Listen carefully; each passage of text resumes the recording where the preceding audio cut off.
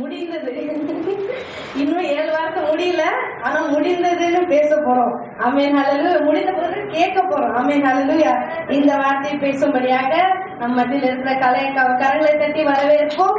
யோவான் 19வது அதிகாரம் 30வது வசனம். ஆமென். எல்லாரும் கரங்களை தட்டி நன்றாக உற்சாகப்படுத்துவோம்.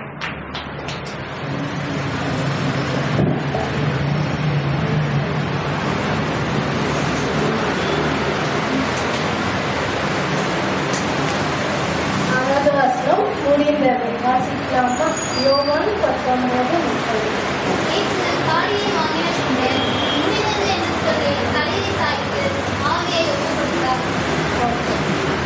இந்த வார்த்தை முடிந்ததுன்றது வந்து வீட்டுல வந்து கெலோன்னு சொல்றாங்க. கெலோன்னா ஒரு ஃபுல்ஃபில்மெண்ட், ஃபினிஷ்டு அப்படின்னு சொல்லிட்டு சொல்றாங்க.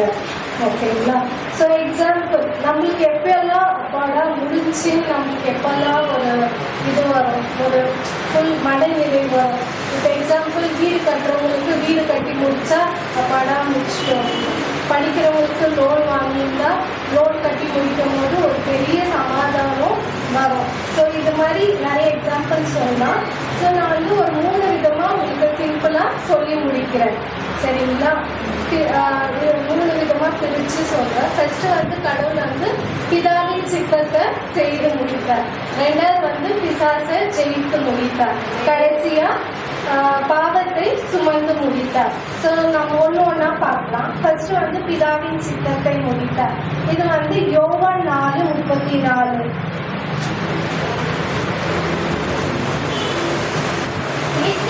நோக்கி நான் என் அனுப்பினவரின் சித்தத்தின்படி செய்து அவருடைய கிரியை முடிப்பதே என்னுடைய போதகமாய் இருக்கிறது. யோவான் 17:4. பூமியிலே நான் உண்மை மகிமைப்படுத்துவேன். நான் செய்யும்படி நீர் எனக்கு நியமித்த கிரியை செய்து முடிப்பேன். சரிங்களா? நம்ம வந்து இப்ப பார்க்கிறோம், கடவுள் வந்து பிதாவின் சித்தத்தை செய்து முடிக்கிறதுக்கே பூமியில வந்தார். பூமியில வந்து பிதாவின் சித்தத்தை வந்து செய்து முடித்தார். நம்ம வந்து லூக்கா 4:18 பார்க்கிறோம். கடவுள் செய்த மிராக்கிள்ஸ் எல்லாம் பார்க்கலாம், படிக்க வேண்டாம். ஓகேங்களா?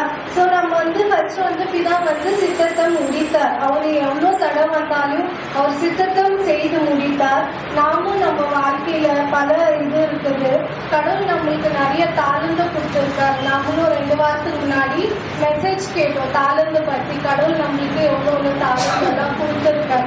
ஸோ நம்ம வந்து கடைசி அந்த ஊழியக்காரனை மாதிரி தாளந்தை புதைச்சி வைக்காம நம்மளுக்கு கொடுத்துக்கிற தாளந்தை நம்ம வந்து டபுளா ட்ரிபிளா பண்ண பார்க்கணும். சரிங்களா? 2வது பார்க்கலாம், பிசாசு ஜெயித்து முடித்தார். ரோமர் 16:20.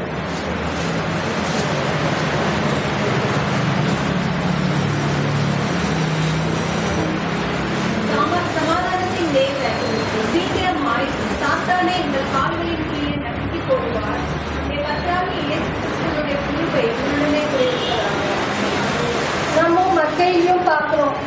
4ஆம் அதிகாரத்துல கடவுள் வந்து பிசாசுனால நிறைய சோதிக்கப்படுறார். ஆனா அவரு வசனம் மூலியமா பிசாசை ஜெயிக்கிறாரு. பிசாசு என்ன பண்றாரு? நம்முடைய காலு கீழே போடுறாரு.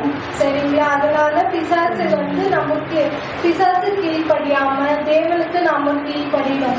அதே மாதிரி 1 யோவான் 3:8 சொல்றாரு, பிசாசின் கிரியைகளை அழிக்கும்படிக்கே தேவனுடைய குமாரன் வெளிப்பட்டார். யோவான் 16:33 உலகத்தில் உங்களுக்கு உபத்திரம் உண்டு, கடவுள் நம்மளுக்கு உபத்திரம் இல்லைன்னு சொல்ல. அதனால நம்மளுக்கு உபத்திரம் வரும்போது நம்ம வந்து வீழ்ந்து போக கூடாது. கடவுளுக்கு உள்ள நம்ம திறன் கொண்டு நம்ம வந்து உலகத்தை ஜெயிக்கணும். அதுக்கு நம்மளுக்கு வந்து தேவனுடைய வசனம் தெரியணும். வசனம் தெரியாம நம்ம உலகத்தை ஜெயிக்க முடியாது. நம்ம வந்து கடவுளுக்காக நம்ம வந்து விலைக்கிரியம் செலுத்தணும், கடவுளுக்காக சஃபர் பண்ணணும். எல்லாத்துக்கும் நம்ம என்ன பண்ணணும்? ரெடியா இருக்கணும். நம்ம ரெடியா இருந்தாதான் பிசாசை நம்ம வாழ்க்கையிலும் நம்ம ஜெயிக்க முடியும். போராட்டம் வருதுன்னு சொல்லிட்டு நம்ம வந்து என்ன பண்ணக்கூடாது? விழுந்து போகக்கூடாது. 2 தீமோத்தேயு 4:6-8 சொல்றோம், நல்ல போராட்டத்தை போராடினேன், ஓட்டத்தை முடித்தேன், விசுவாசத்தை காத்து கொண்டேன். ஸோ நம்ம வந்து விசுவாசத்துல எப்பவுமே விசுவாசமா இருக்கணும்.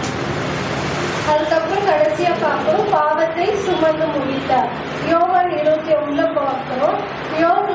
யோவான் இயேசுவை தன் தன்னிடத்தில் வர கண்டு இதோ உலகத்தின் பாவத்தை சுமந்து தீர்க்கிற தேவ ஆட்டுக்குட்டி அப்படின்னு சொல்லிட்டு பார்க்கிறோம். ஸோ நம்ம 1 பேதுரு 2:24 பார்க்கிறோம். பாவங்களை சிலுவையின் மேல் சுமந்தார். நம்முடைய எல்லா பாவத்தையும் தேவன் வந்து சிலுவையில சுமந்து விட்டார். இதுக்கப்புறம் நம்ம எந்த பாவத்துக்காகவும் பழைய ஏற்பாடு எல்லாம் பார்த்தா பாவத்துக்கு ஏற்ப நம்ம பலி செலுத்துவோம். சின்ன பாவமா இருந்தா புறாவை செலுத்துவாங்க, பெரிய பாவமா இருந்தா மாடு ஆடு நம்ம செய்யற பாவத்துக்கு தக்கதாக ஒரு பலியை வந்து செலுத்துவாங்க.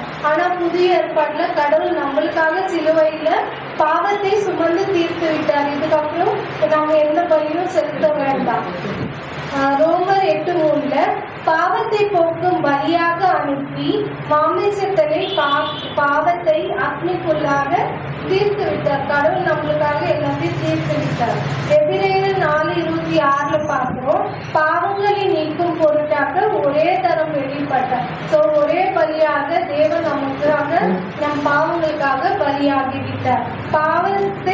பாவங்களை சுமந்து தீர்க்க வெளிப்பட்டார். நாம் அதே மாதிரி 1 யோவான் 4:10 பார்க்கிறோம். பாவத்தை நிவர்த்தி ஆக்கிற ஒரே கிருபாதர பலி நம் தேவனே.